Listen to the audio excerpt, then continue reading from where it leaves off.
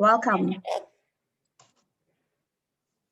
Good morning, everyone. Welcome to all of our dignitaries, specially invited guests, expert panelists, colleagues in the field, and the wider viewing public who are all connected with us today and participating in our webinar, Mujeres en Movimiento.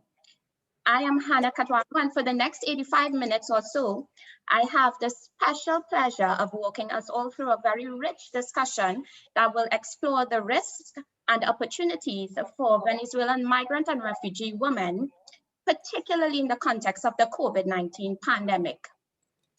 Of course, today's event is being hosted by the Pan American Development Foundation and would not be possible without the support of our partners at the Permanent Mission of Canada to the Organization of American States. Before we dive into our agenda for today, which would comprise of special remarks, a regional video feature, panel discussion, and a Q&A segment, I want to highlight some housekeeping rules to ensure that we are all on the same page and that everything flows smoothly. So firstly, we are streaming live via our official Facebook page, that is our official Pan American Development Foundation page. So please feel free to like, share, and invite others to join in.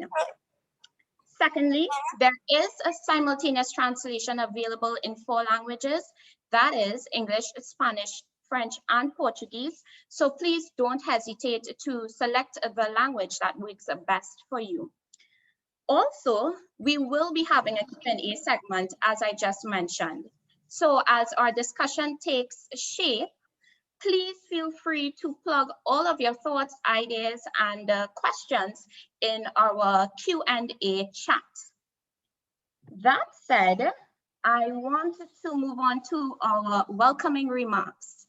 So first up on our agenda for this morning, I would like to invite His Excellency, Ambassador Hugh Adsett, who serves as the permanent representative of Canada to the Organization of American States, to deliver his opening remarks. Ambassador. Anna, thank you so much. It's a pleasure to see you this morning. It's a pleasure to see colleagues this morning, some of whom are on screen and some of whom I can just see by names. It's really great to be here today. Also, thank you, Katie Taylor, of course, the Executive Director of the PADF, for collaborating with us on this important event and organizing it. There's a terrific range of speakers that are going to be with us this morning, and I know there'll be introductions later on, but let me just say how impressed I am by the gathering that we have today. I don't want to take a lot of time, but I did want to make a couple of comments to start the conversation. Maybe first to tell you why this issue of the situation of Venezuelan refugee and migrant women in the context of COVID-19 is so important to Canada. Over 5.6 million Venezuelans have left or fled their homes since 2015. That makes the Venezuelan refugee and migrant situation one of the largest displacement crises in the world. Throughout the region, you can see the impacts of this displacement exacerbated by the COVID pandemic. And although the impacts are felt by all, they are most acutely experienced by communities with increased vulnerabilities, including women and girls. We have seen, and I think you're all aware, of a marked increase in sexual and gender-based violence during the crisis, aggravated by COVID-19 and the related mitigation measures. There's been a couple of things that have referred to this, and I want to point to them this morning. One is a 2019 Thematic report on violence and discrimination against women and girls in Latin America and the Caribbean. That was an Inter-American Commission on Human Rights report that we were very pleased to be able to support in its production. But it describes how widespread sexual and gender-based violence is in the region. I also want to refer to the Global Compact on Migration, which offers a framework for gender-responsive migration management, again, with the aim of establishing practices that will make migration safe and orderly and regular for all. Another area where we are and remain a proud supporter and champion. Why? Because I think it's necessary to take stronger measures to keep people safe, particularly women and girls, and to help survivors of sexual and gender-based violence rebuild their lives. Many ways that can be done: education, health, access to dignified jobs, all contribute to reducing risks that are associated with human trafficking, with sexual exploitation, with violence and abuse, with child early and forced marriage, and in some contexts, forced recruitment into armed groups. And this is an area where host countries and communities in the region continue to demonstrate leadership and to undertake significant efforts. And I want to repeat that host countries and communities in the region continue to demonstrate leadership, but they require support to welcome and to host millions of refugees and migrants from Venezuela into their societies, to offer them hope to lead lives of dignity. It's a priority for us because our feminist international assistance policy puts women and girls at the heart of our efforts. We believe that achieving gender equality and the empowerment of women and girls is the most effective way to eliminate poverty, to create lasting peace, and to achieve sustainable development. We've made contributions, 86 million in humanitarian stabilization and development assistance since 2019 to respond to the Venezuela crisis. That includes $38 million in gender responsive humanitarian assistance funding to help meet immediate needs of people affected by the crisis inside Venezuela and in neighboring countries. But that's a small amount compared to the needs. The UN has issued an appeal for $1.44 billion to respond to the needs across the region this year. That's in addition to the $762 million appeal to help address humanitarian needs within Venezuela. So another contribution we are making is to lead on hosting the next high-level international donors conference in solidarity with Venezuelan migrants, along with the UN High Commissioner for Refugees and the International Organization for Migration. That will take place on June 17th. It'll be an opportunity to highlight the efforts to date, but also the need to mobilize additional resources. We're taking a number of steps to raise awareness of the crisis along with others. This event today is one example. The conference itself on June 17th has 4 broad objectives: to highlight progress made to date, to raise awareness of priorities, opportunities, and challenges, including impacts on women and girls, to mobilize additional resources, and to identify future actions to maintain attention on the crisis and ensure commitments are honored. There'll be a broad range of actors at the conference to bring forward the voices of those impacted by the crisis, particularly women and girls. It is a pledging conference, and it will be virtual and live streamed to the public. Let me just conclude with I want to say a few more words and conclude, and I'll speak in French to give the translators a second to switch. Le Canada et ses partenaires internationaux, y compris l'OEA, travaillent ensemble depuis de nombreuses années pour sauvegarder et promouvoir les droits de la personne, la démocratie, la sécurité et le développement dans la région. Nous voulons entendre nos partenaires de la région sur les défis critiques liés au genre auxquels sont confrontés les réfugiés et les migrants vénézuéliens et sur les possibilités qui existent pour la région. L'intérêt de faire entendre notre voix collectivement est évident. Ensemble, nous devons nous engager de manière constructive pour trouver des solutions afin de les protéger. Je suis convaincu que l'événement d'aujourd'hui sera l'occasion de mieux comprendre les défis auxquels sont confrontés les réfugiés et les migrants vénézuéliens dans le contexte de COVID-19 et d'identifier des solutions concrètes et durables pour les relever. Je suis persuadé que cette discussion sera fructueuse. Looking forward very much to the discussion this morning. Merci, thank you. Merci beaucoup. Thank you, Ambassador, for pointing out those salient facts that again highlight the urgency of our discussion this morning. Thank you so much again for your unwavering support, the support of your permanent mission that is really helping us have a successful webinar this morning. Next up, I would like to welcome PADF's Executive Director, Katie Taylor, to also provide us with welcoming remarks. Of course, without Katie Taylor's leadership, many of our field teams would not be able to do the work that we do as it relates to tailoring innovative solutions and providing really targeted interventions to help those who are on the move. Katie Taylor. Good morning, everyone, and thank you so much, Hannah, for this introduction. Ambassador Adset, and a few words in French, if I may. C'est un vrai plaisir pour la PADF de collaborer avec le gouvernement du Canada sur cet événement aujourd'hui. It's been a true pleasure for PADF to collaborate with the Government of Canada on today's event and our shared mission of improving the lives of the most vulnerable, including Venezuelan migrant and refugee women in the context of COVID-19. I also want to thank each of our panelists present today. You bring a range of geographic and thematic expertise to bear from the field, representing civil society, multilateral, journalistic perspectives from countries including Brazil, Colombia, Peru, Trinidad and Tobago. We've been able to call upon such a diverse set of speakers because, as we will seek to outline today, and as Ambassador Adset has already mentioned, the challenges facing Venezuelan women and girls on the move in the context of COVID-19 are themselves multifaceted.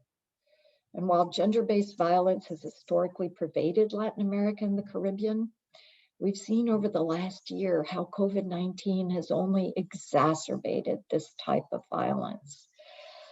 Reduced economic activities, limited basic services, school closures, and other events have pushed women and girls further into sometimes the edges of society, isolating them with their aggressors, and in some cases forcing them to supplement their daily income through exploitative activities that place them at times at higher risk than their male counterparts. Venezuelan women and girls in transit face even more acute vulnerabilities, especially when migration routes are not safe, orderly, or regular. Desperation, a lack of funds to secure safe transportation can inadvertently lead these populations to rely on smugglers, for instance, further increasing their susceptibility to gender-based violence while in transit, and to be exposed to trafficking, exploitation, and sexual abuse. In our programs, in PADF's programs, to support host countries, and I echo Ambassador Adset's words of how important the work that host countries have been doing, how vital it is, as we seek to support host countries in the assistance for an integration of sustainable solutions for Venezuelan refugee and migrant populations. We place women and girls at the forefront of our response. On the one hand, we work with local civil society and authorities to ensure humanitarian assistance reaches victims and persons at risk of gender-based violence, including emergency safe shelter, acute psychosocial support, medical referrals, etc. On the other hand, we believe that solutions to gender-based violence must also be proactive. And we work closely with local partners to provide women with legal assistance, to form women's networks, to raise awareness on methods to prevent and respond to GBV, and to engage women and girls in vocational and entrepreneurial training to strengthen their socioeconomic integration and mitigate potential exploitation. Now, while this event today aims to highlight the interconnected nature of migration, gender, and COVID-19 challenges in our region, we equally seek to showcase and discuss concrete solutions and measures that can be taken to address these risks and ensure the holistic protection and integration of Venezuelan women and girls into host communities throughout Latin America and the Caribbean. So thank you all for being here. Thank you again to the Government of Canada, un grand merci, for its collaboration in today's event, and to both the United States Department of State's Bureau of Population, Refugees, and Migration, and the United Nations High Commissioner for Refugees, who make possible our work and impact throughout the region. So thank you. Back to you, Hannah. Thank you, Katie, and thank you for really pointing us to much of the work that is being done across the region by PADF to support those who are most vulnerable. That said, we know that insight into the work being done by our field teams and partners are really crucial in setting the context for today's discussion. Luckily, with technology, close collaboration, and great will among our team members to have this video feature, pulled together, we were able to not only capture moving images of realities, but more so the voices of those who matter most, the voices of those working on the ground to really deliver support and interventions that work. So join me in viewing this video.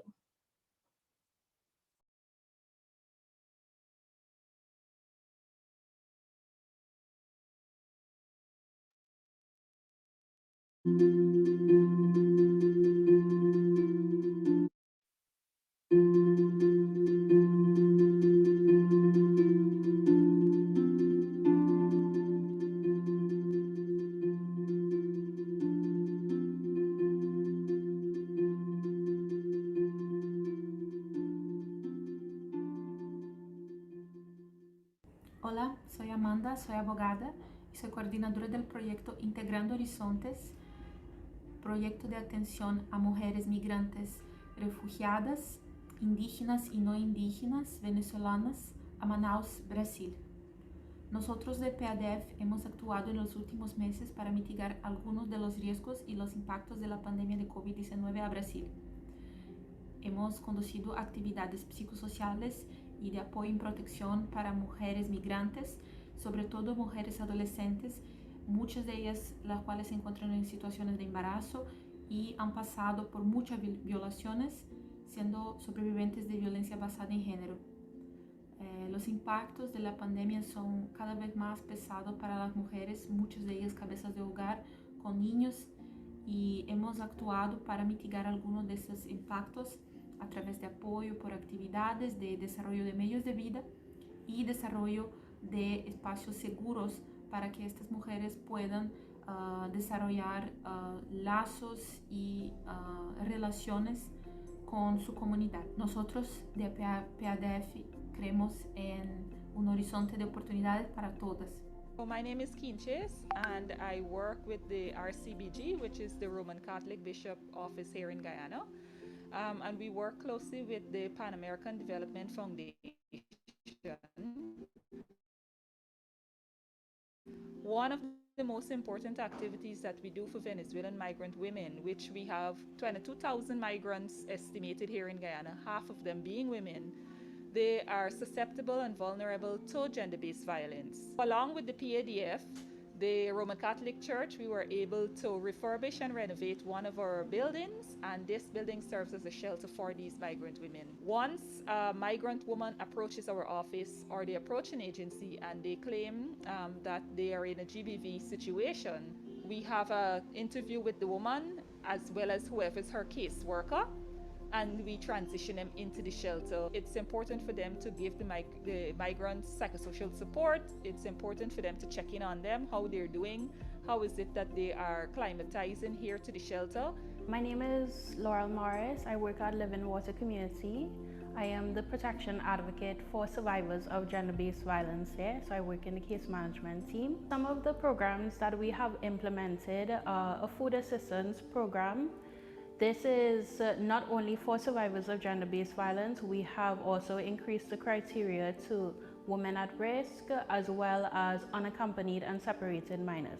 We also have a shelter program as well as rental assistance that is geared towards survivors of gender-based violence. We engage the private sector in order to complete this program. To place persons, where they will develop skills that can lead them to better opportunities and more long-standing employment. Besides the apprenticeship program, we are looking to launch a microgrant program where we can encourage entrepreneurship not only for survivors, but their family members who would also be a support for them. Soy Karina Dianderas Solís, la coordinadora del proyecto Integrando Horizontes, apoyando soluciones sostenibles para mujeres, adolescentes y niñas venezolanas vulnerables en Perú. Este es un proyecto que coejecutamos con la Fundación Panamericana para el Desarrollo, PADF, la Cooperación Italiana, COPI y nosotros, el Centro de Atención Psicosocial CAPS. Entonces aquí lo que nosotros hacemos es trabajar la parte psicosocial, ¿no? El acompañamiento psicosocial de las mujeres, y en estas actividades lo que hacemos es un diagnóstico participativo que nos permitió conocer cuáles son los riesgos a los que están expuestas las mujeres, las niñas y las adolescentes migrantes venezolanas y también peruanas. Y a partir de ellas creamos espacios grupales de recuperación psicosocial, de reflexión psicosocial, en los que las mujeres pueden trabajar aquello que les sucede, las cosas que sienten. Y en estos espacios identificamos algunos casos individuales que requieren atención especializada en salud mental y tienen atención psicoterapéutica. Hola, ¿cómo están? Mi nombre es María Victoria Leguizón Parales, mujer transgénero, activista y defensora de derechos humanos. Actualmente soy directora de una organización social que trabajamos por promover y defender los derechos humanos en el territorio de Arauca. Ahorita estamos realizando varias actividades de impacto. Tenemos unas 3 líneas de acción que estamos trabajando como organización. Primera, una red de apoyo, porque tenemos esta red de apoyo para hacer contención emocional, para atender casos de abuso de autoridad, para hacer donde nosotras tengamos un espacio para reunirnos. En esta red de apoyo tenemos grupos de apoyos a personas trans, donde nos estamos reuniendo para hacer escuchar a las chicas trans. Tenemos grupos de apoyo de familias y niñez trans. Tenemos el tema de acompañamiento en casos de abuso de autoridad y tenemos todo el tema de la patrulla trans, que es un grupo que hace todo el tema de seguimiento de vulneración, de abuso de autoridad a mujeres que ejercen actividades sexuales o sexo por supervivencia, mujeres trans, en el ejercicio del trabajo sexual. Y tenemos otra línea de acción que es el tema de transformaciones e incidencia política, en donde hacemos activismo comunitario y acciones, digamos, de impacto. Y culminamos con investigación colaborativa y pertinente, donde hacemos un diagnóstico, donde estamos creando ahorita el primer observatorio de violencias en Arauca de población transgénero. Desde la Fundación Dignidad Trans enviamos un mensaje a las mujeres, a todas nuestras hermanas, la sororidad, el amor y el cuidado de nosotras juntas. Si nos tocan a una, nos tocan a todas.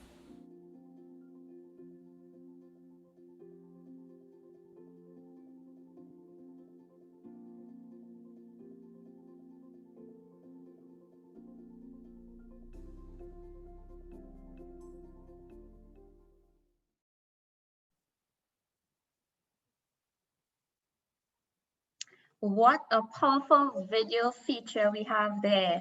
Thank you again to everyone on the field teams and at our partner organizations who would have made this possible. Thank you so much. So I think the tone for our discussion has been set. That said, I know for weeks we have been circulating our event flyer, and you would have seen many faces who would be engaging us in their perspectives today. So allow me to introduce you to our panelists as we get prepared for our discussion. First up, we have the Commissioner of the OAS Secretary General for the Crisis of Venezuelan Migrants and Refugees, David Smolansky. We also have with us a Regional Manager for Brazil at the Pan American Development Foundation, Irina Bachi. Unfortunately, the Chief of Migration Unit at the Inter-American Development Bank, Felipe Munoz, could not be here with us. So representing the IDB this morning, we have with us Alison Elias. Next up, we also have a representative from Trinidad and Tobago. That is Rochelle Naked, and she is the coordinator for the Ministry of Migrants and Refugees at the Living Water community. Also on our panel to share his perspectives, we have the Executive Director and co-founder of Insight Crime, Jeremy McDermott. Next up, we have Executive Director for the Center of the Peruvian Woman, Flora Tristan, Liz Yvette Melendez Lopez. We say welcome to her. And we also have with us a senior researcher based at the Lady Smith in Colombia, Dr. Julia Zuver. So we say welcome to all of our esteemed panelists. We are very excited to have you here with us this morning. And I think it's about time that we jump into our discussion. So first up, I know much of our participants here today would be curious about the question of vulnerability and circumstances under which we are observing Venezuelan refugee and migrant women being most at risk of falling victim to gender-based violence, even child sexual abuse and human trafficking. So I really wanted to invite our panelists to comment on this area. First up, David from the OAS. Any comments?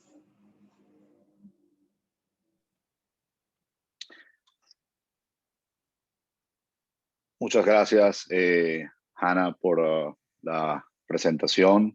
Saludar a mis colegas panelistas, Julia y Jeremy, y un especial agradecimiento a la misión permanente de Canadá ante la OEA y al PADF por la invitación que me han hecho a este foro tan importante. Bueno, para empezar a discutir esta primera pregunta, es importante poner en contexto la crisis de migrantes y refugiados venezolanos. Para este momento, como ya decía en el principio, son 5.600.000 migrantes y refugiados venezolanos lo que se ha registrado, lo que la convierte en la crisis migratoria más grande en la historia del continente y actualmente es la segunda más grande del planeta, solamente superada por Siria, entendiendo que Siria lleva una década en un conflicto armado, una guerra civil, y la crisis de refugiados venezolanas, pues las razones por las que han salido no ha sido precisamente por una guerra convencional y se ha registrado desde el año 2015.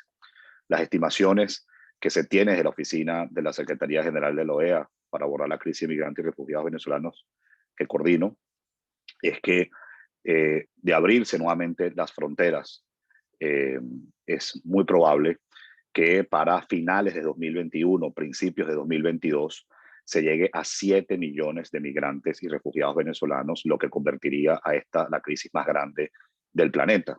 Por cierto, Colombia anunció esta semana que las fronteras se va a abrir nuevamente el 1 de junio. Habiendo dado este contexto, donde además los migrantes y refugiados venezolanos no van a uno o dos países, es decir, en Colombia hay 1.700.000 venezolanos, en Perú hay 1 millón venezolanos, pero si nos vamos a Chile hay cerca de 460.000 venezolanos, en Ecuador hay más de 410.000 venezolanos, en Brasil hay aproximadamente 270.000 venezolanos, si nos vamos a México hay más de 100.000 venezolanos, República Dominicana hay más de 100.000 venezolanos. Lo que quiero decir es que esto es una crisis donde los venezolanos llegan a países suramericanos, centroamericanos y en el Caribe. Ahora bien, específicamente la situación de las venezolanas refugiadas. De esos 5.6 millones de personas que han tenido que huir de Venezuela, aproximadamente el 50%, es decir, 2.800.000 son venezolanas. Para que tengamos idea, prácticamente la cantidad de mujeres venezolanas refugiadas es del tamaño de toda la población de un país como Uruguay. Desde el grupo de trabajo que coordino en la OEA, hemos recabado más de 600 testimonios de migración forzosa en el último año. Muchos de ellos son de mujeres refugiadas y lo hemos plasmado en 10 documentos e informes que hemos publicado, y las razones por las cuales se ven forzadas a salir de Venezuela, las circunstancias que las obliga son la emergencia humanitaria compleja que sufre Venezuela por la falta de alimentación, donde según el Programa Mundial de la Alimentación 9.3 millones de personas están en situación de hambruna. En segundo lugar, la violencia generalizada. En tercer lugar, la violación sistemática y generalizada de los derechos humanos. En cuarto lugar, la falta de servicios públicos, más específicamente acceso a electricidad y agua potable. Y en quinto lugar, el colapso económico que hoy sufre Venezuela, que les impide tener oportunidades de trabajo.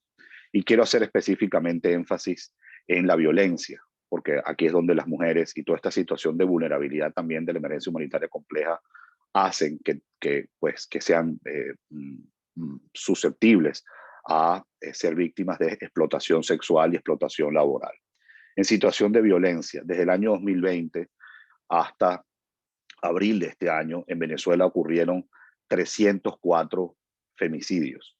Esta situación de violencia pues hace que muchas mujeres busquen oportunidades en otras partes de la región. Pero cuando nos vamos a las mujeres en el exterior, en el año 2020 hubo 56 femicidios.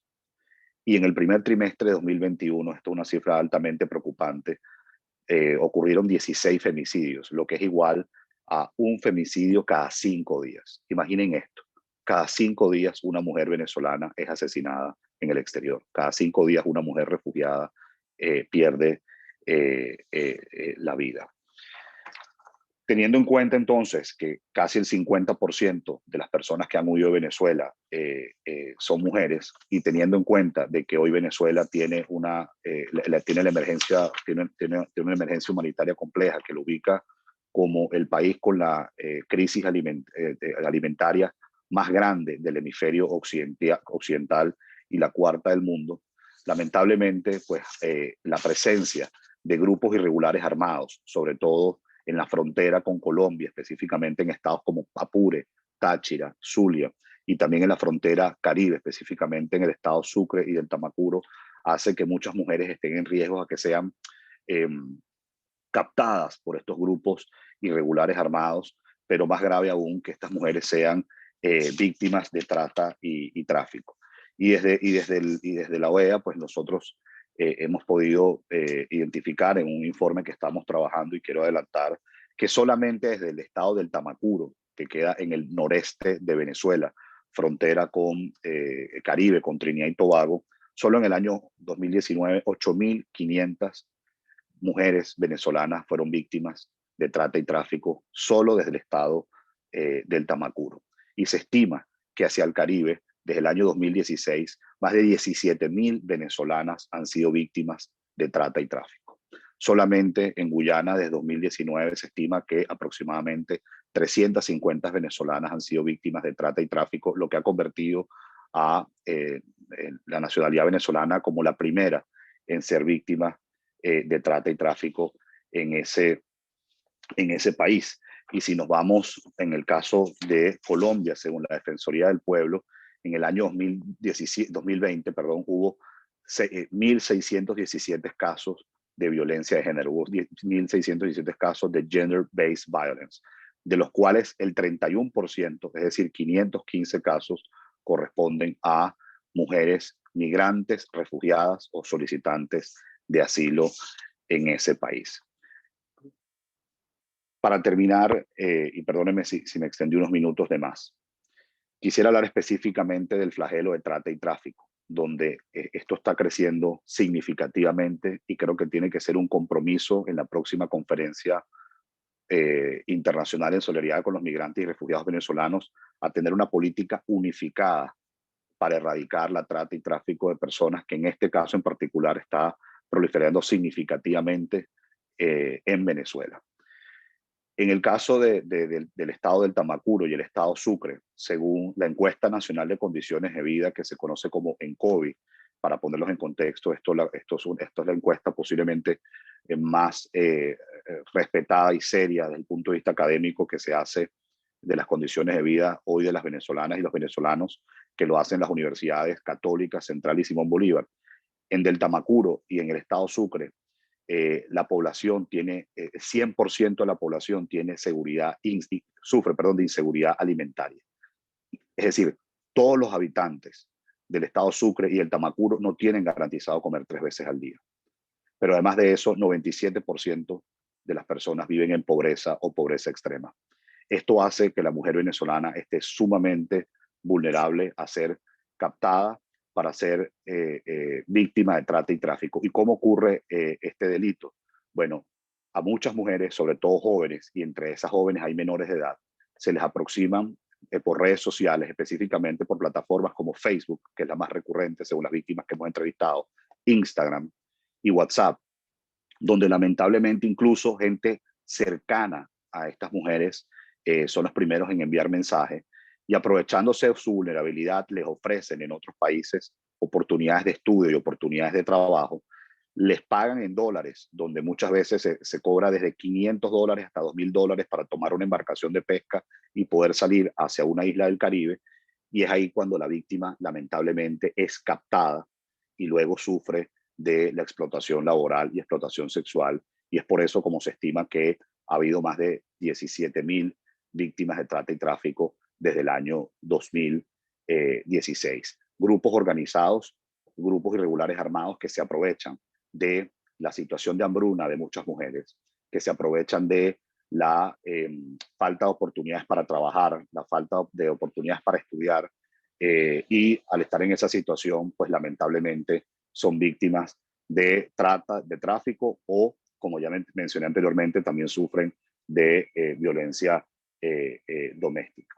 Así que lo voy a dejar hasta aquí y nuevamente muchas gracias por la invitación.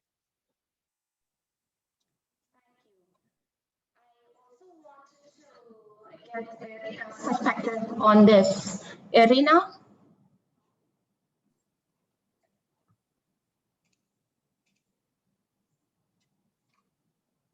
Bom dia a todas, todos e todes.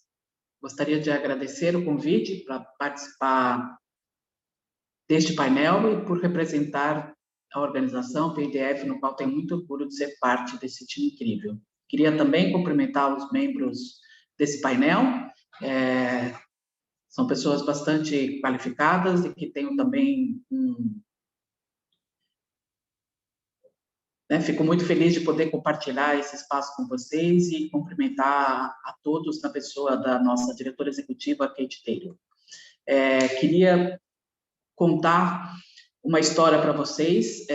Recebi essa tarefa de responder essa pergunta tão importante, que resultaria em uma construção de uma tese, e por isso optei em contar para vocês uma das inúmeras histórias que conheci ao longo da minha experiência na resposta à violência baseada em gênero, e que responde a circunstâncias que colocam pessoas refugiadas, imigrantes, em situação de risco para a violência de gênero, seja por tráfico de pessoas, seja por exploração ou abuso sexual, incluindo o abuso infantil. Apresento a vocês a personagem dessa história, que vou chamar de Lisbeth, nome fictício que dei para proteger a identidade da sobrevivente de violência. Lisbeth saiu da Venezuela para fugir da fome, em busca de proteção e novas oportunidades. Ao se deslocar para o Brasil, encontrou uma série de obstáculos, como fronteiras fechadas, dificuldade de acesso à comida e a banho. Lisbeth, então, teve que aceitar a ajuda de estranhos, que a colocou em risco para o tráfico de pessoas, por fins de exploração sexual. Felizmente, Lisbeth percebeu esse risco, a armadilha que estava se colocando, e fugiu durante a noite. E conseguiu ingressar no Brasil por rotas alternativas, chegando a ficar em situação de rua, sem acesso a banho, comida e necessidades básicas de proteção atendidas. Lisbeth não é uma exceção. Nas ruas, Lisbeth teve contato com outras pessoas na mesma situação, desprotegidas, migrando sozinhas ou só com filhos pequenos, mulheres, meninas, pessoas LGBTI, incluindo indígenas, que sofreram abuso e violência sexual. Em pesquisa realizada recente pelo Fundo de População da ONU, que traça o perfil da violência de gênero entre brasileiras e mulheres refugiadas e imigrantes venezuelanas, na cidade de Pacaraima, que é a cidade que faz fronteira com a Venezuela, cidade da Venezuela, Santa Helena do Airém, e na cidade de Boa Vista, que é a capital do estado de Roraima, onde se concentra a maior parte da resposta humanitária brasileira.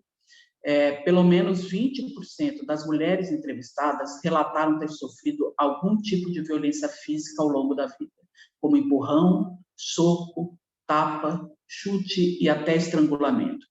Deste mesmo quantitativo, 30,3% também relataram ter sofrido violência psicológica como insulto, intimidação, humilhação ou ameaça. O levantamento ainda mostra que um total de 7,4% das entrevistadas sofreram violência sexual. Este é um contexto bastante comum para mulheres brasileiras e para mulheres refugiadas, imigrantes venezuelanas.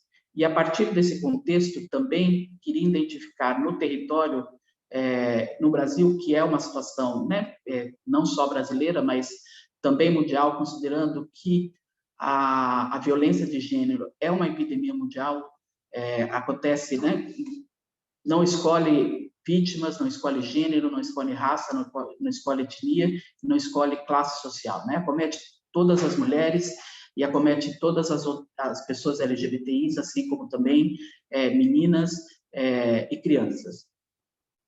Temos um dado bastante preocupante, que foi realizado por uma pesquisa do Fórum Brasileiro de Segurança Pública, o Instituto Brasileiro de Geografia e Estatísticas do IBGE, em 2020, que indicam que em 2012 aconteceram 31 feminicídios no estado de Roraima, o que corresponde a uma taxa de 10,4 homicídios para cada 100 mil mulheres, a taxa mais alta do país naquele ano.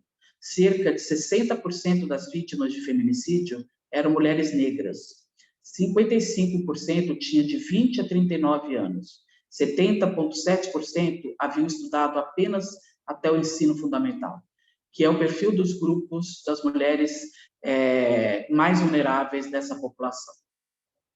No mesmo ano, a taxa de violência doméstica registrada pelo Sistema Único de Saúde, o SUS, no Brasil, foi de 94 casos para 100 mil mulheres. A taxa de estupro foi de 88 para 100 mil mulheres. Em 75% dos casos, os agressores eram conhecidos das sobreviventes de violência. E 62% das sobreviventes de violência tinham reportado ao menos mais de uma vez a violência doméstica sofrida.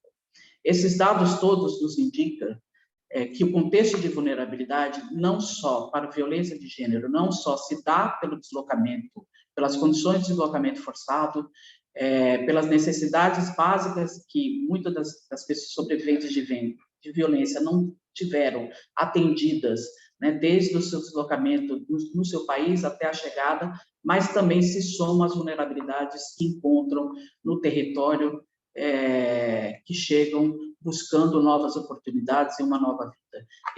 Esse contexto como todo coloca principalmente a mulheres, a meninas e a pessoas LGBTIs condições de vulnerabilidades que impõem a todos os atores humanitários que estão envolvidos e involucrados numa resposta à necessidade de identificar todas as especificidades de proteção para alcançar uma resposta mais adequada. Obrigada.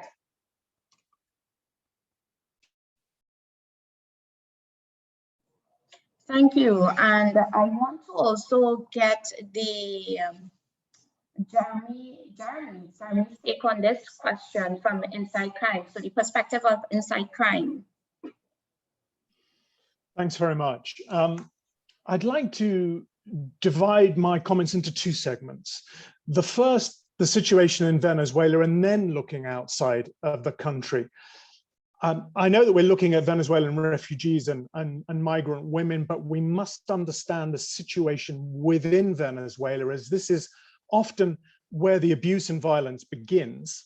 And what we're seeing in terms of the organized crime world is that Venezuelan organized crime has a growing international presence, which is involved in trafficking in persons and in the exploitation of Venezuelans abroad, as well as at home. While there's very little reliable data within Venezuela, we believe there's been a significant increase in gender-based violence there, linked to a series of factors. The first, general insecurity. The second, an increase in organized crime, especially that of non-state armed groups, which in some parts of Venezuela have taken over state functions.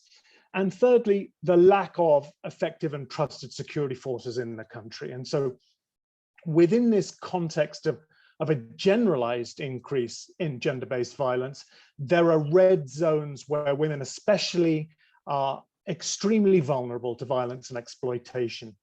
And these include the informal mining sector, which has become an economic lifeline for the Maduro regime, and of course the illegal crossing points into neighboring countries, Ghana, Brazil, Colombia, as well as the departure points for boats leaving for Caribbean islands. To switch our focus to the Venezuelans outside of the country, I think it's also worth saying that the traffic isn't just one way. There's a perception that everybody is leaving Venezuela, and this is certainly the case. There's this extraordinary exodus that's already been mentioned and which continues today. But there is a very large number of Venezuelans who leave the country and return. They're leaving the country to find work and to earn money to support their families back home. For example, in Trinidad and Tobago, we did some work there speaking to Venezuelan women who were on between 6-week and 3-month rotations, where they would go to Trinidad and Tobago to work in bars, discos, or brothels, and then return home with their earnings, spend some time at home, and then go back again.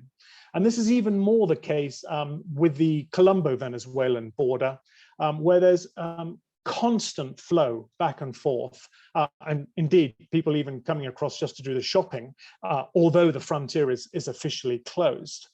And so this gives us a steer as to the red zones or the high risk areas for global-based violence, for gender-based violence outside of Venezuela. The first is obviously the crossing points at borders, and here we've got organized crime and corrupt elements of the security forces routinely charging for passage and robbing or even sexually assaulting those that pass.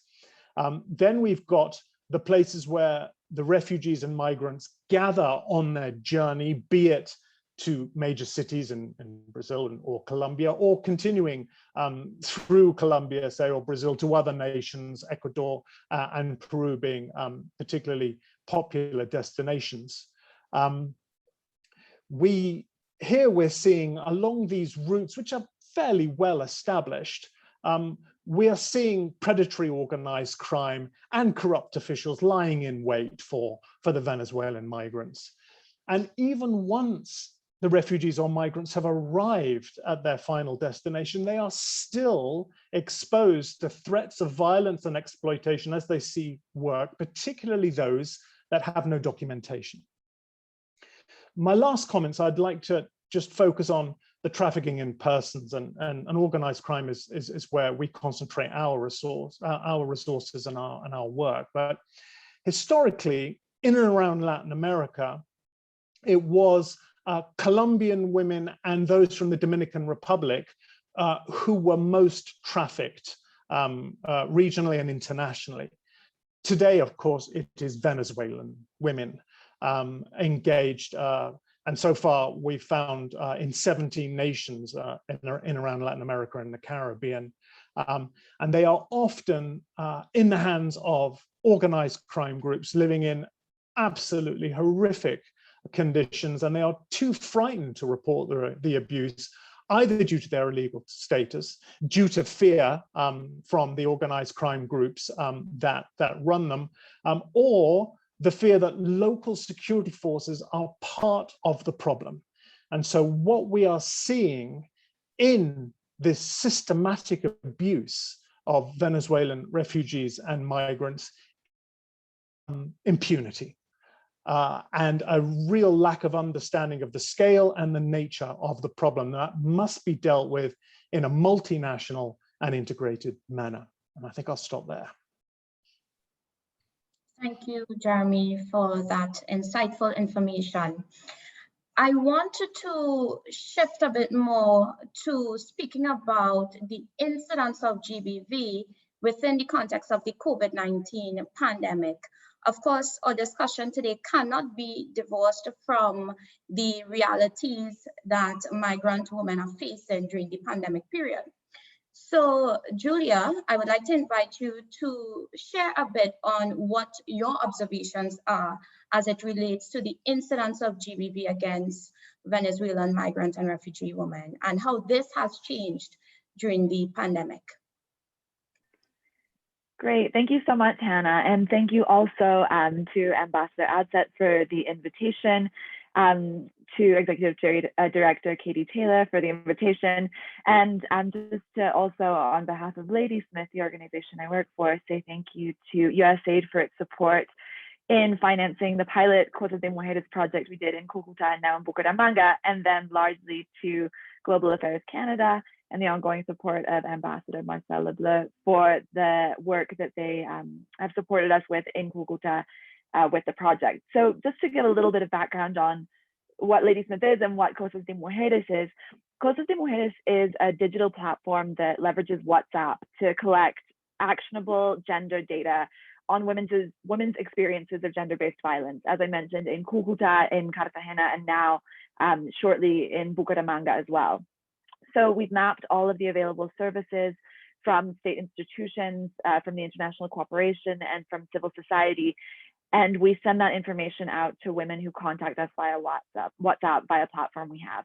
And on the other side, we anonymize, analyze, and feedback that data to those same service providers I spoke about so that they can modify and adjust their service offerings according to women's real-time needs. So I noticed that David and also Irina spoke about the stats on feminicide, on trafficking, on gender-based violence.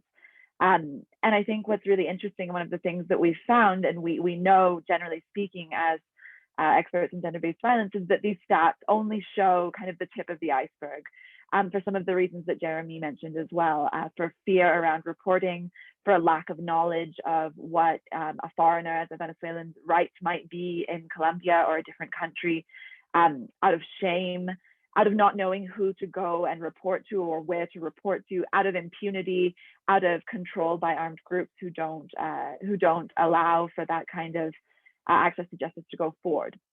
And so, you know, interestingly, what we saw through the platform that we run as COVID began, we don't like to refer to it as kind of gender-based violence was caused or gender-based violence exploded in the context of COVID. What we know that happened is that it was exacerbated, that it was made significantly worse because the kind of bottom fell out of the support systems that do exist for women. And so, for example, what we began to see was that the services that prevent and respond to gender-based violence were shut down because of public health reasons, of course, and preventing aglomeraciones. But that meant that shelters weren't available. That meant that soup kitchens weren't available. That meant that going to a lot of the offices to either make a denuncia or to ask for psychosocial or legal support were no longer available. Of course, these services did try to adapt, and many of them opened kind of hotlines or phone numbers or email addresses, but it was very patchy, particularly during Colombia's long enforced quarantine. So this meant that women weren't able to get access to the services they needed. And at the same time, they were often forced back into situations of violence. So for example, a lot of women contacted us saying that they were having to go back and live in overcrowded houses or rent an overcrowded room with a violent partner who they'd previously been able to separate from. But because they needed to go, they weren't able to access shelters anymore. They weren't able to generate the kind of daily income to pay a rent for themselves and their children. They were back in these violent situations. Women also lost income. So again, a lot of them had been selling coffee on the streets or selling kind of sweets at stoplights, at traffic lights, at bus terminals, and that was no longer a possibility because of the quarantine. Again, forcing them to go back to sometimes violent partners, into violent situations, into houses where they were having to pay landlords, and if they weren't able to pay, they were often being sexually exploited. We saw that women who are engaging in sex work for survival reported an increase in the violence that they'd experienced, which was already high beforehand. But in the context of the pandemic, they found both that the violence from customers was increasing. Also, they were being robbed. Violence was becoming much more physical and lethal. And at the same time, there was a decrease in response. So they couldn't get access to the police or the Fiscalia to take their cases or to respond against these violences. And then interestingly, we saw that the women who contacted us asking for access to gender-based violence services, 3/4 of them during that period of about March to September, October last year, were also asking for socioeconomic support. So ayudas, bonos, mercados, cash, so that they could not only, have the ability to access the GBV services, but also that they had enabling conditions, which I can talk about a little bit later in some of the other questions, some of those enabling conditions so that they could be empowered economically to leave violent situations. So one of the things that I always remember when I was doing some research in, I think it was 2018, 2019, was that someone at the Defensoría del Pueblo told me that these refugee and migrant women are invisible and perpetrators take advantage of the fact that they're invisible. And that's always really stuck with me. I have, repeated it many times. And I think that what we have seen effectively is that during COVID, during the lockdowns, during the ongoing public health measures, we've seen that these women who were invisible before are kind of even more invisible now. And so I'll just leave it at that. And again, thank you for the invitation to speak today. Thank you very much, Julia. I think this is a really good jumping point for Rochelle from the Living Water community to also jump in on this discussion as we speak about restrictions and how they're affecting women and also the type of support that is required to help them. Rochelle? Thank you, Hannah, and good morning, everyone. And thank you to PADF for the opportunity to join you all today. And I do share the enthusiasm for the Canadian government's attention to this issue, because here in Trinidad, we've had this excellent relationship with them and have benefited from the kind support of the Canadian High Commissioner. So thank you very much. And listening to Julia, it's very obvious how very similar the dynamics are across the Americas, right? So we see very similar dynamics in terms of the experience of women here. The only thing I want to say is that, Julia, your last point, you referenced the invisibility of Venezuelan migrant and refugee women.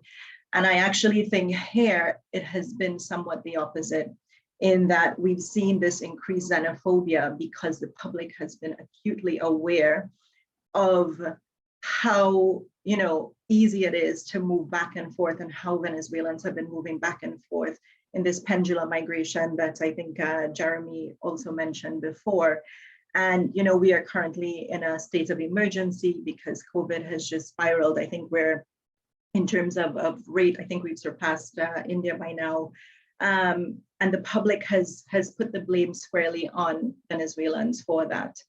And for bringing in, the Brazilian variant. And so it's really unfortunate. So we're not seeing that invisibility. In fact, we're seeing this heightened attention around Venezuelan migrant and refugee women.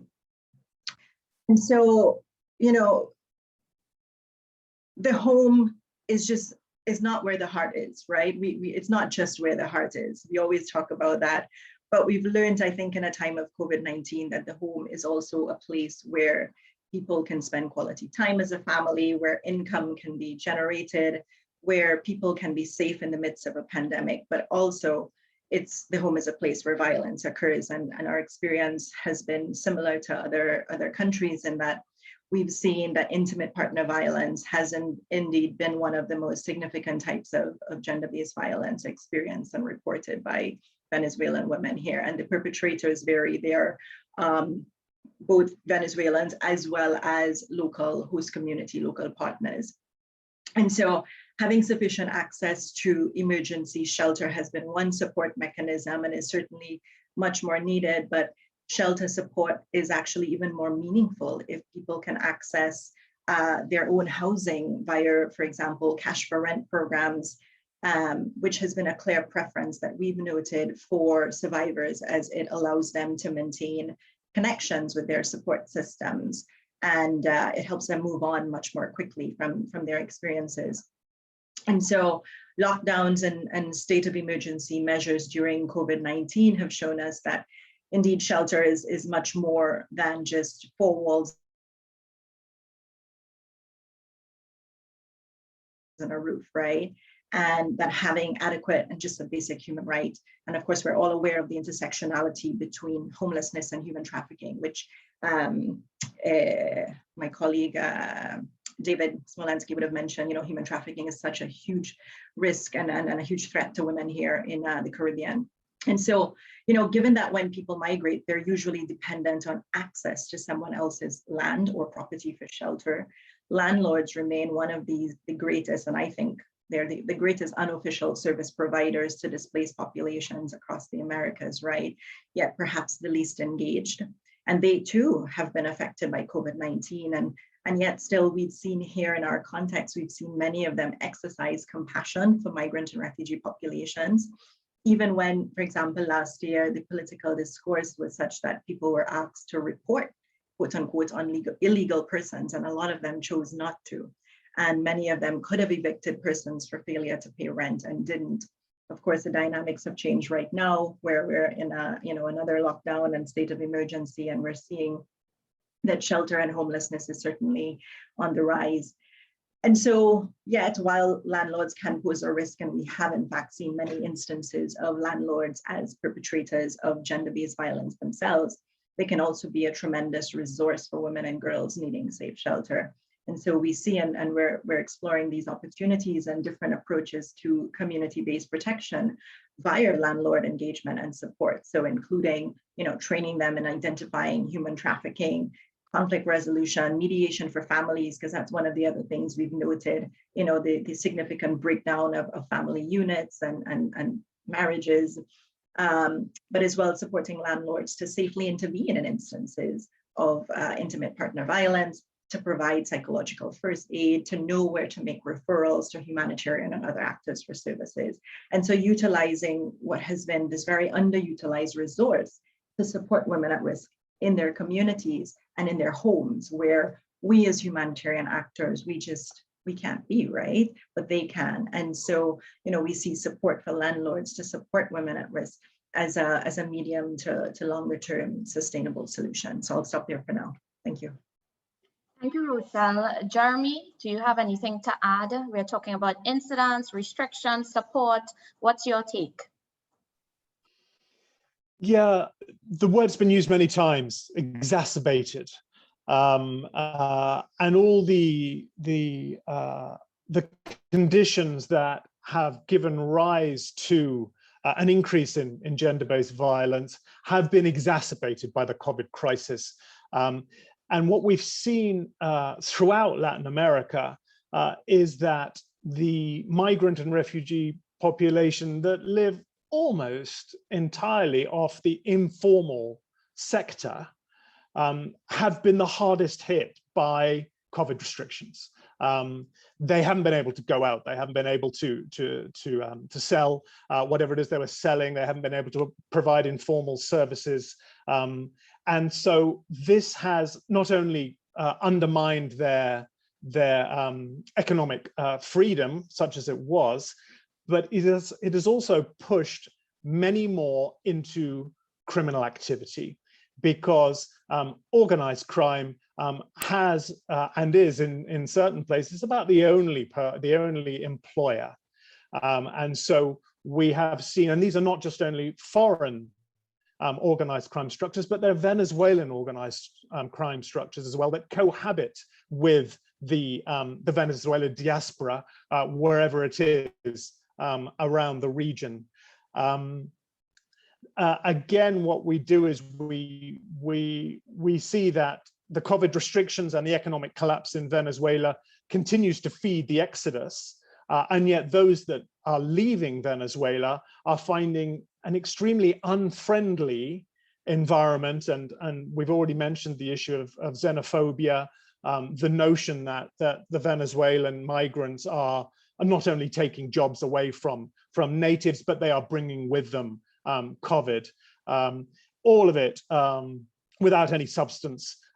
They are also seen as being motors for criminality, and this is creating a terrible backlash and reducing the opportunities, the legal opportunities for Venezuelan migrants to find work, to find accommodation, and to tap into what little social security net and benefits and help that the humanitarian aid agencies are providing. So exacerbation and unfortunately opening even greater opportunities for exploitation and recruitment by organized crime and criminal elements. Okay, great. Irina, your thoughts on this?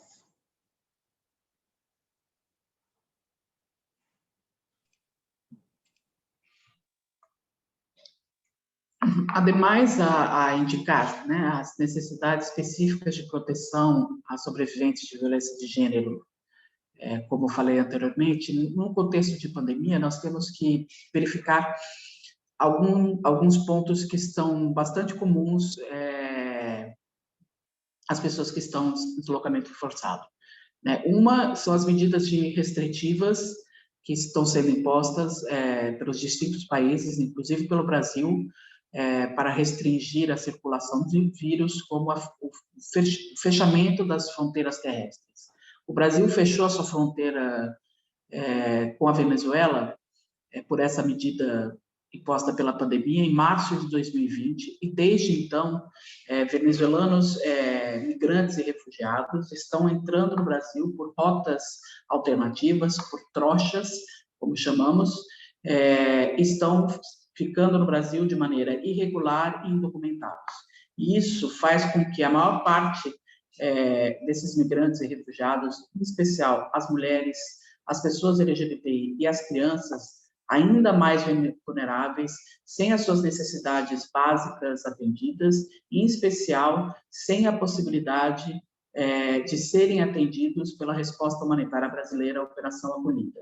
Com isso, nós temos visto um crescente de ocupações espontâneas, assentamentos informais, que são espaços onde venezuelanos têm ocupado para criar moradias provisórias, para criar espaços, né, de acolhidas provisórios, sem saneamento básico, sem energia elétrica, muitas vezes, e sem condições mínimas de dignidade.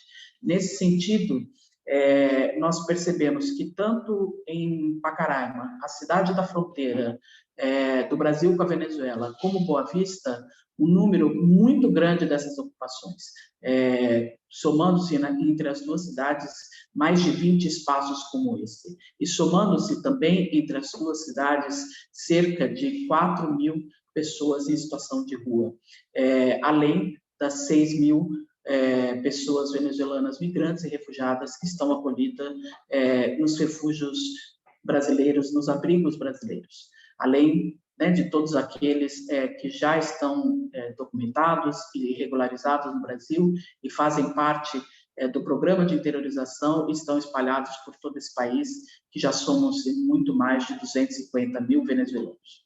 Nesse sentido, também associado ao contexto da pandemia e todas essas medidas restritivas, tem posto as pessoas que estão, em especial as mulheres, né, que estão com restrições de isolamento social, distanciamento social, mais fechadas em suas casas, o aumento da violência de gênero, né? Muitas pesquisas no Brasil têm indicado isso, esse aumento da violência de gênero por esse acercamento das pessoas em suas casas, muitas vezes a convivência diária, né, com o agressor, conforme pesquisas que indiquei na resposta anterior.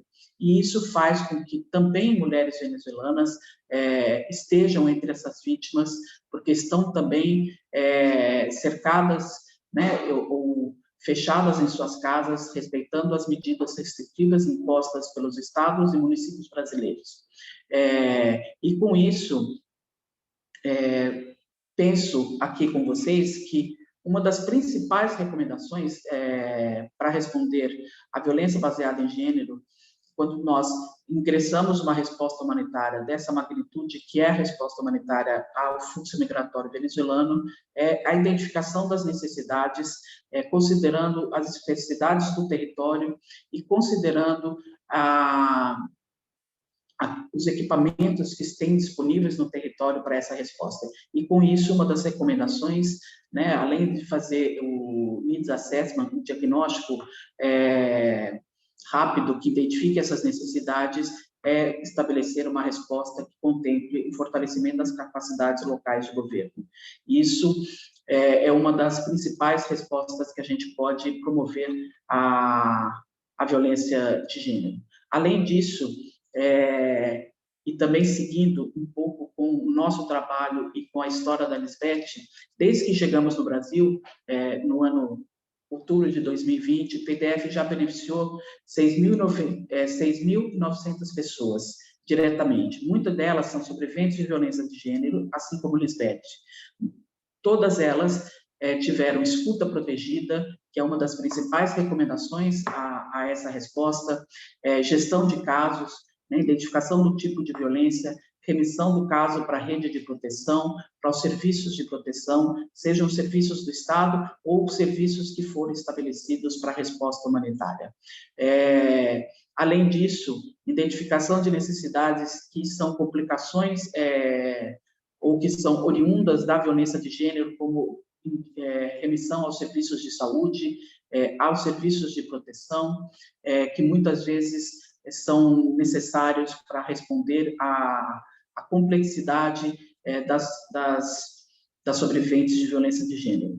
Além disso, o fortalecimento das suas habilidades e competências para melhorar a integração cultural em um novo país, com um novo idioma, incluindo novas oportunidades de trabalho e meios de vida. É especialmente necessário também que essas respostas atendam às necessidades básicas das mulheres, né, como kits de dignidade, cash transfer, né, que são pequenos recursos que muitas das vezes são necessários para que essas mulheres, né, ou as sobreviventes de violência de gênero, sigam com as suas vidas, atendendo às suas necessidades básicas de alimentação, de cuidados, de higiene, inclusive de moradia. Lisbeth, essa personagem que contei a história com esse nome fictício, mas que é uma das sobreviventes de violência de gênero que eu conheci, é uma das inúmeras mulheres que se somam aos 52% de mulheres que se deslocam forçadamente no mundo. Né? A maior parte das pessoas que se deslocam no mundo são mulheres. Outros 40% são crianças, pessoas que têm necessidades específicas de proteção, que precisam de apoio e que precisam de uma resposta imediata à violência baseada em gênero.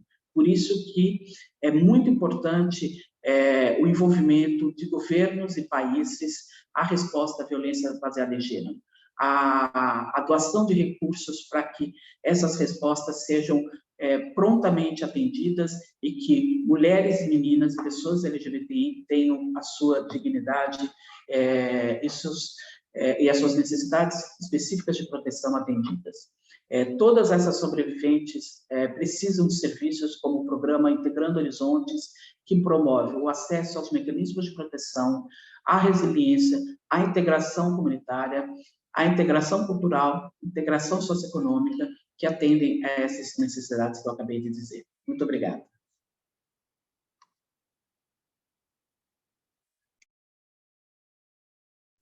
Thank you, Irina.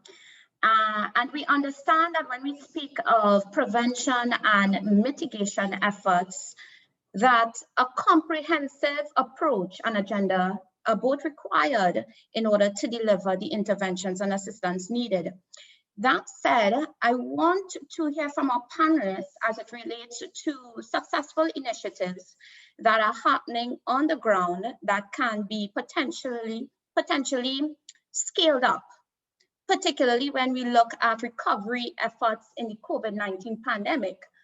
I want to hear from our panelists, what are some of these practices and lessons learned that we can lean on when targeting these vulnerable groups?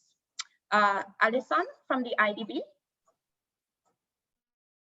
Thank you, Hannah. Buenos días a todos y a todas los que nos acompañan. Muchas gracias por la invitación. Realmente un gusto participar en esta discusión tan interesante y que para el Banco Interamericano de Desarrollo es una temática de altísima importancia, ¿no? ya, digamos, han profundizado muchísimo en las cifras que son realmente preocupantes, en los desafíos que tienen las mujeres y las niñas migrantes y su especial vulnerabilidad, ¿no?, a la violencia de género, que claramente se ha exacerbado con el tema de la pandemia. Desde la Unidad de Migración, para apoyar la prevención, atención y reducción de la violencia contra la mujer, las niñas y los niños migrantes y refugiados, fundamentalmente trabajamos sobre 4 líneas de acción. Una es apoyando procesos de regularización para esta población, mejorando el acceso a servicios públicos de calidad, como son, por ejemplo, acceso a programas de protección social, educación y servicios de salud, ampliando las oportunidades económicas, aumentando así la participación femenina dentro de los mercados de trabajo, el acceso a mujeres a puestos de trabajo y ocupaciones productivas y mejor remuneradas, y también ampliando la voz y agencia de la mujer, promoviendo tanto su liderazgo como competencias en el sector privado, ¿no? Y con relación a estas, quisiera compartirles 2 ejemplos muy puntuales de proyectos que estamos impulsando desde el banco para dar a las mujeres migrantes esas herramientas y esos medios de vida que permitan mitigar estas vulnerabilidades que ya se han comentado en las diferentes intervenciones, ¿no? Y digamos, la primera es que existe amplia evidencia del rol que pueden desempeñar los servicios de salud para fomentar la detección temprana de presuntos casos de violencia y que estos servicios pueden proporcionar información sobre mecanismos para denunciar y dar apoyo emocional a estas víctimas, ¿no? Y en ese sentido, en Colombia, las mujeres venezolanas que por su condición migratoria irregular no pueden afiliarse al sistema de salud de manera inmediata, son más vulnerables y tienden normalmente a buscar servicios de salud solamente en situaciones de emergencia, ¿no? Se ve un fuerte incremento en la provisión de servicios de salud a mujeres venezolanas relacionadas justamente con violencia de género y digamos, con este antecedente nosotros, digamos, desde el banco de la mano con el Ministerio de Salud y con el financiamiento también de otros socios súper importantes como Alemania, España, la Unión Europea y también con la propia facilidad de migración que tiene el banco, hemos estado apoyando a este grupo poblacional a acceder a servicios de salud con especial atención justamente en servicios obstétricos, derechos sexuales y reproductivos, víctimas de violencia de género y salud mental. Por otro lado, colaborando con la iniciativa Juntos es Mejor, que fue lanzada por el Laboratorio de Innovación del Banco, el BitLab y USAID, se han seleccionado 30 proyectos en todos los países, sobre todo que han, tanto en Venezuela como en otros países receptores de población venezolana, y muchos de ellos realmente tienen un enfoque de género y de formación de habilidades para empoderamiento económico de las mujeres migrantes. Voy a compartirles en el chat el enlace para que puedan consultarlos con detalle, pero hay un proyecto en específico que me gustaría compartirles, que es de emprendimiento de mujeres indígenas en Brasil, bastante interesante y digamos, dentro de estas poblaciones migrantes que han llegado a este país, hay grupos extremadamente vulnerables, ¿no? Como son justamente las comunidades indígenas. Estas personas se enfrentan una doble exclusión, por ser migrantes y por ser indígenas con una cultura y una lengua diferentes. La etnia guarao es la mayoritaria en el norte de Brasil y una de sus principales fuentes de ingresos es su artesanía, ¿no? Que es realizada por las mujeres. Con la organización ACASA, que está basada en Sao Paulo, el proyecto busca fortalecer las capacidades de esta población aprovechando sus conocimientos tradicionales, ¿no? Y la capacidad creativa que tienen para construir un camino hacia la sostenibilidad social y económica y claramente una integración mucho más suave a la comunidad brasileña. La idea es que con este enfoque, ¿no? Basado mucho en productividad y en emprendimiento, se estructure una cadena de valor innovadora que les permita superar estos obstáculos, ¿no? En la producción artesanal y promover la comercialización de sus productos, ¿no? Ya sea a nivel nacional, pero también internacional, por canales tradicionales, pero también, digamos, esta vez innovando y ofreciéndolos en plataformas digitales de venta. Así que bueno, con eso paro simplemente por el tiempo, pero les voy a compartir el enlace para que puedan leer más sobre estos súper interesantes proyectos. Thank you very much, Alison. Also, we wanted to hear from Liz. Liz, any comments on this question?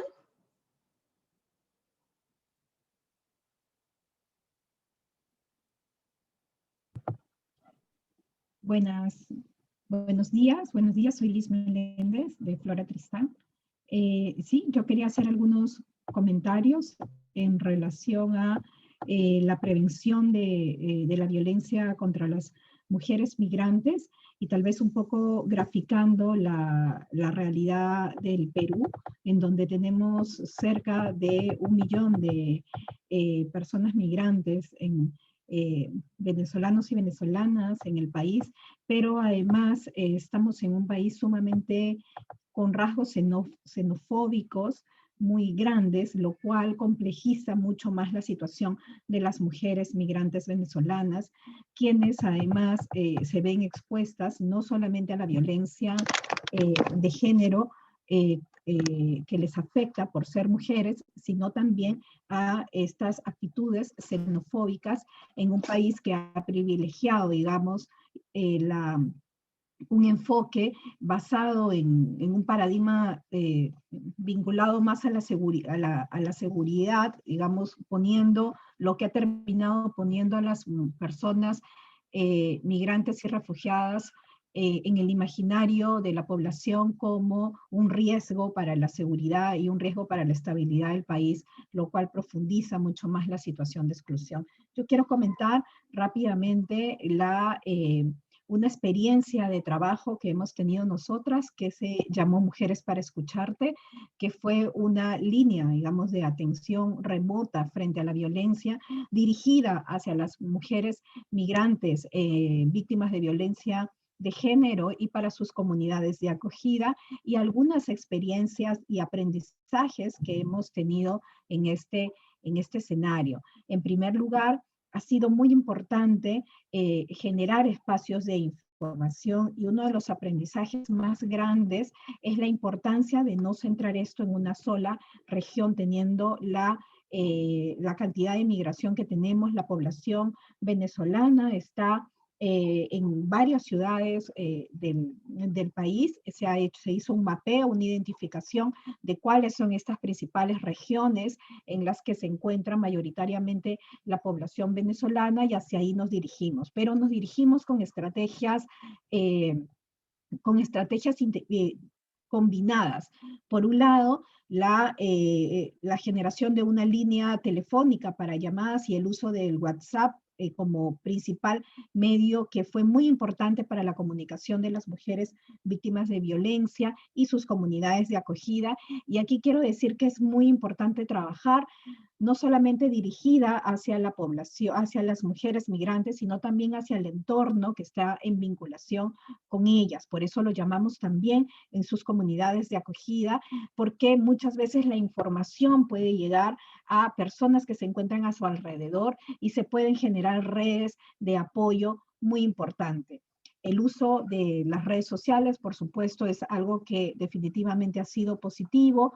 La difusión de productos informativos ha sido clave. Acá quiero señalar que en relación a la atención de la violencia y la prevención de la violencia en nuestro país hay muchas dificultades para la atención. Incluso las mujeres, digamos, que viven, digamos, aquí o peruanas, no tienen toda la información respecto a los servicios de atención. Por lo tanto, una estrategia agresiva de información es fundamental. Recae, por supuesto, en las mujeres venezolanas profundamente expuestas a la violencia y con mucho temor frente a la violencia y al acoso sexual, y también a la trata, que es otro elemento que han resaltado acá. Un reciente estudio de la Universidad Católica ha señalado que cerca del 60% de mujeres venezolanas en el país le tienen miedo a la explotación laboral. Es decir, en el Perú también hay un riesgo de explotación laboral que se vincula también con la violencia de género. Entonces, es muy importante difundir la información a este nivel, la difusión también de spots radiales y spots y un trabajo comunitario.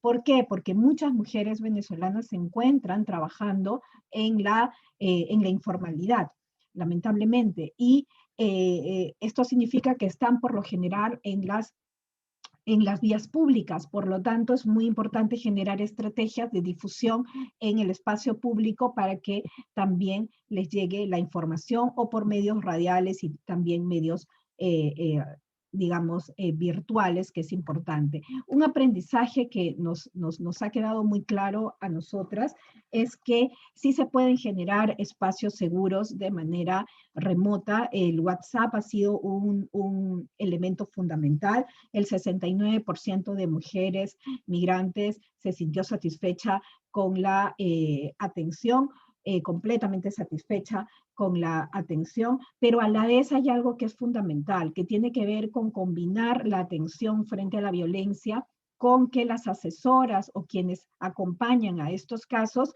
puedan tener información y capacidades para informar sobre los procesos de regulación migratoria, dado que en el país se han dado una serie de barreras lamentables que están, digamos, exponiendo y vulnerando mucho a las personas migrantes, con este enfoque no basado, por supuesto, en el derecho de las personas a migrar, ¿no? Sino que es importantísimo que se tengan capacidades para acompañar la asesoría en casos de violencia con la asesoría sobre la regularización migratoria, que es una de las preocupaciones que se muestran de forma permanente. Y otro aprendizaje que creo que ha sido fundamental también es que se combine la estrategia de atención a la violencia, aparte de con las consultas sobre temas migratorios, también sobre propuestas para la autonomía económica. Las mujeres desean también tener ideas, conocer el espacio de actividad económica del país, y para ello es fundamental también tener espacios de orientación, es decir, dar asesoría en casos de violencia no quita que las propias mujeres van a preguntar y van a tener inquietudes y otras preocupaciones que afectan efectivamente su vida. Por eso es importante para nosotras que esta atención sea integral y quienes asesoran tengan esa capacidad de poder atender los diferentes escenarios de duda y de preguntas que tienen las mujeres. Por supuesto, creemos que es importantísimo a la par seguir trabajando para que las políticas de parte del Estado atiendan adecuadamente a las mujeres migrantes. En el Perú, la violencia contra las mujeres migrantes está considerada como una modalidad de violencia de género, pero esto no necesariamente se refleja en las políticas efectivas. De un mapeo que hemos hecho sobre los servicios de atención, hemos encontrado que del universo total de servicios que tiene el Estado, solamente de más de 1000 expresiones de servicios que tiene el Estado para la atención, judicialización, asesoría, ¿no? Solamente se reflejan 3 espacios para la atención a las mujeres migrantes. Y también es muy importante otra dimensión. Las mujeres migrantes se sienten mucho más seguras vinculadas a organizaciones de la sociedad civil.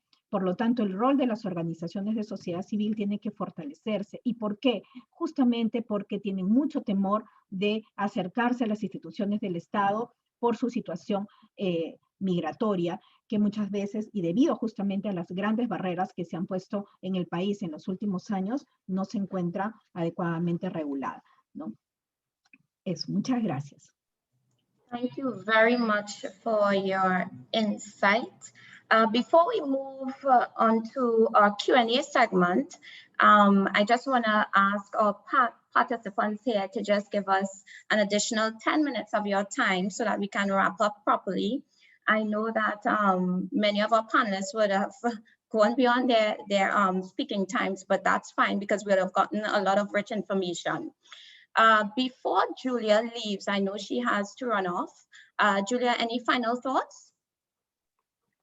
Thanks so much, Hannah, and thanks to all of the panelists today. It's been so wonderful to hear about you know, the work that you're doing and your insights. I just wanted to say, kind of to finish up, that I think that we're in a really we're in a moment with a lot of potential, particularly here in the Colombian context, where we have the new special protection permits, which will be coming out in October. And I think that this will create the opportunities for the regularization of a lot of people, offering them kind of inroads into the health system, into the formal labor market. And so just kind of as a moment to leave and a final reflection, knowing that the audience here also includes donors, and knowing that we, are also have been invited by the Canadians and by Global Affairs Canada and by the Canadian representative COAS. I just wanted to say that I think that it'll be really important, and I'm really excited to see how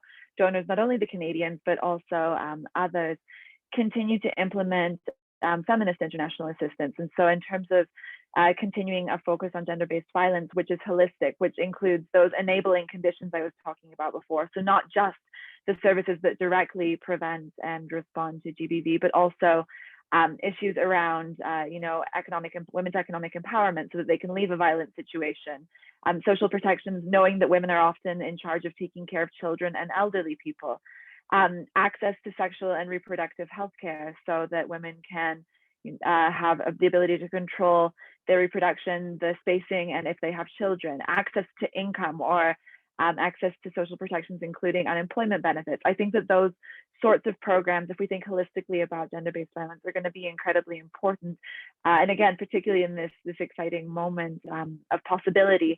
And so I just, encourage not only thinking about GBV in terms of the actual phenomenon itself, but also kind of in terms of prevention and also those enabling conditions which allow women to, and particularly refugee and migrant women in contexts like we live in here in Colombia, to prevent themselves entering or to have the ability to leave those situations. So again, just one more time to say thank you so much for the invitation. I've so loved hearing all of your interventions. I hope we can continue to connect, and thank you to the organizers. Thank you very much again, Julia from Lady Smith.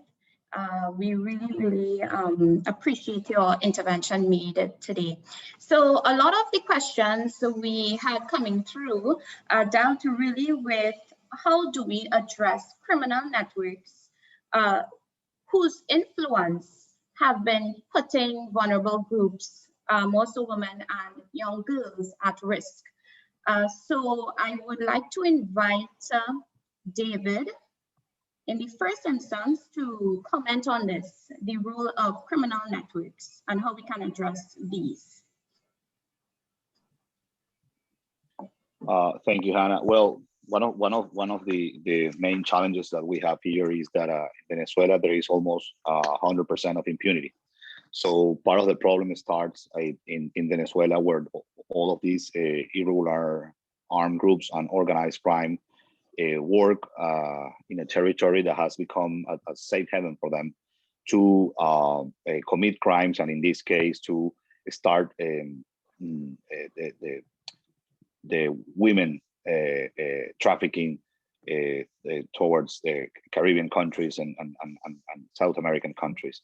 I think that there's a need on the case on the countries that there is a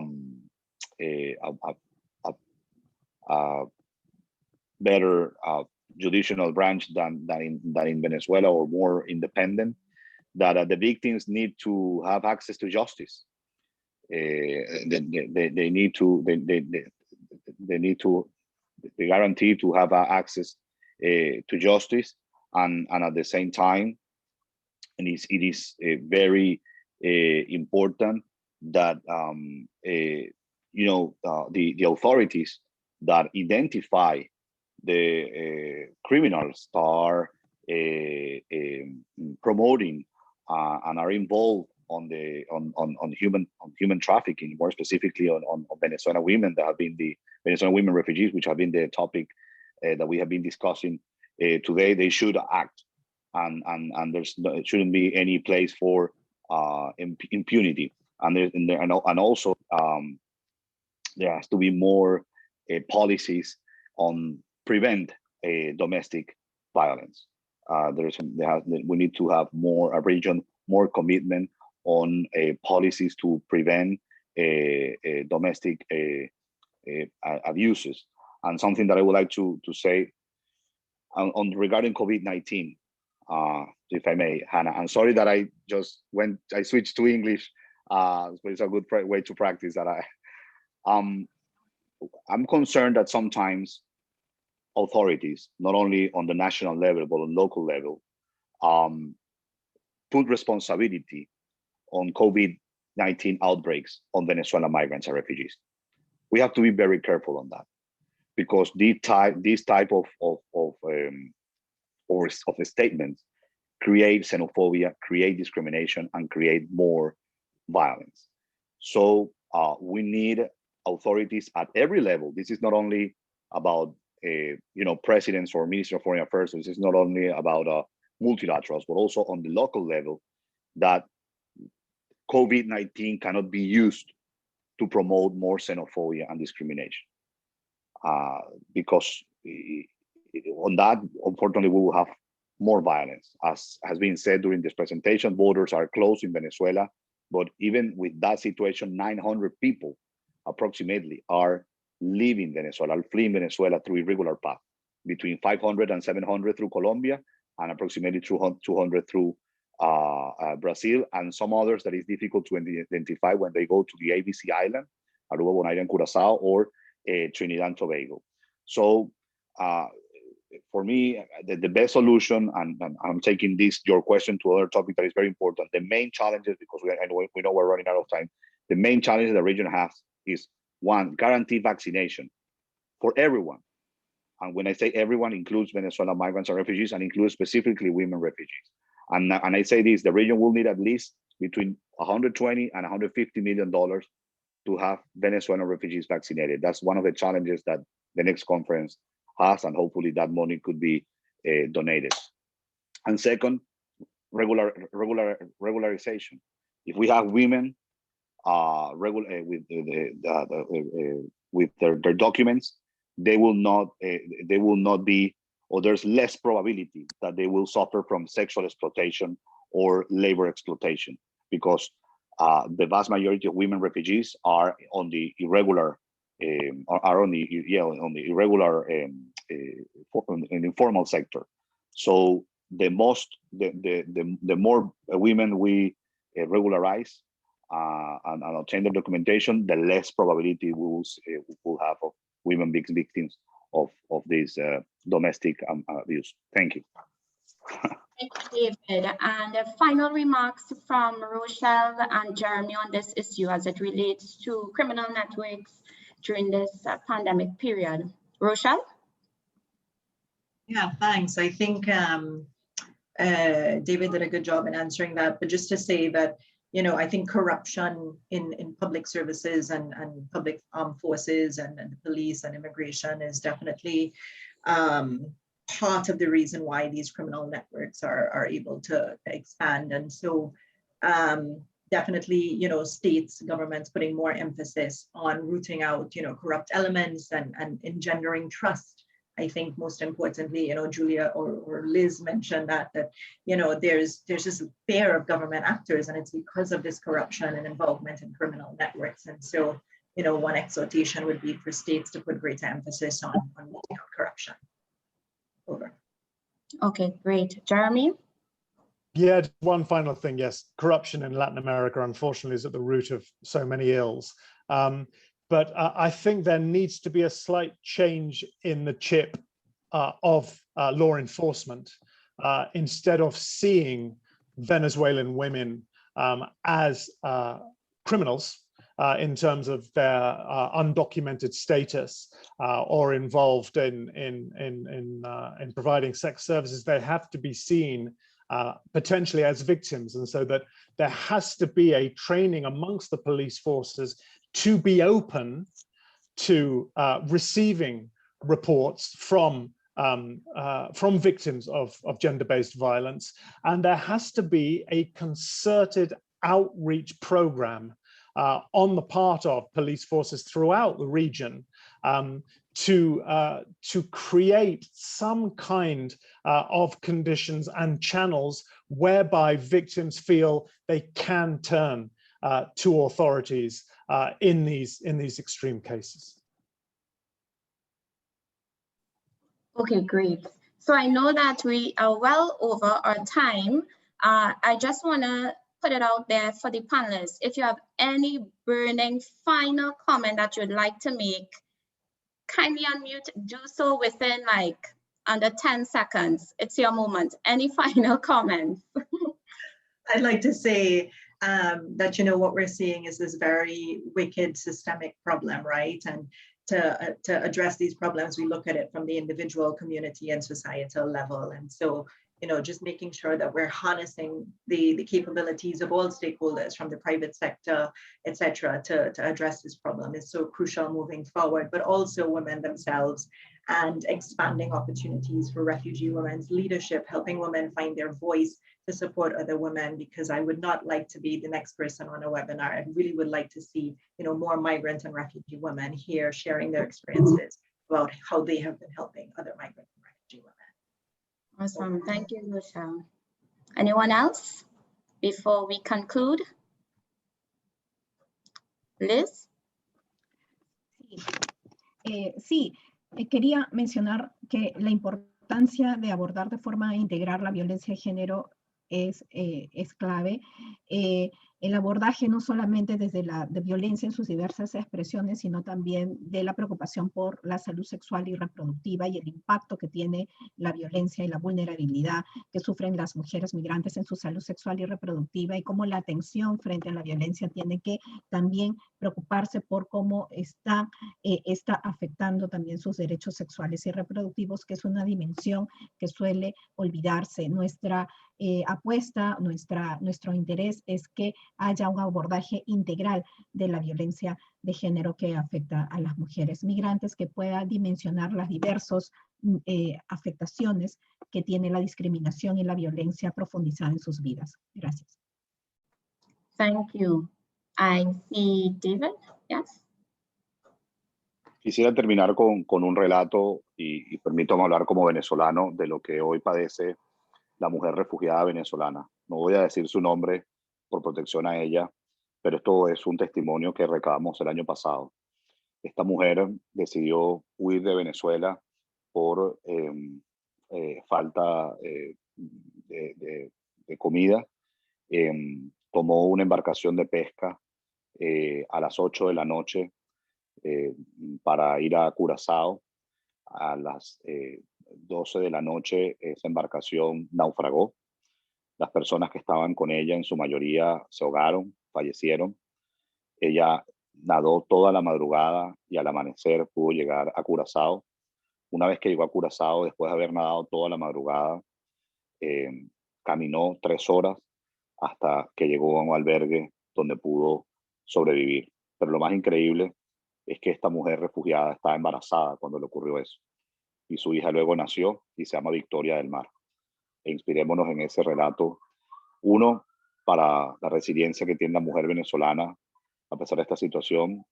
Y 2, las dificultades que están encontrando dentro y fuera de Venezuela. Y paradójicamente hoy todavía ella y su hija no tienen documentación en Curazao. Gracias. Thank you. And I believe we can end on that note. As we end, I really want to thank everyone who is still locked on in this session. It takes great commitment to still be on.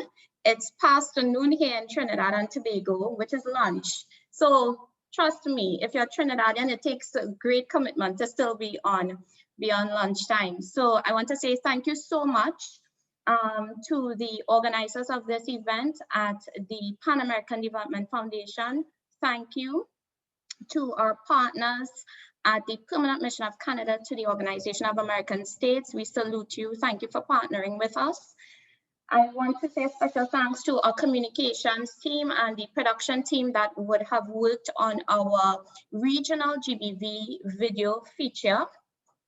We will do our best to disseminate this material via our official platforms so that you can further disseminate, share, and even have another look.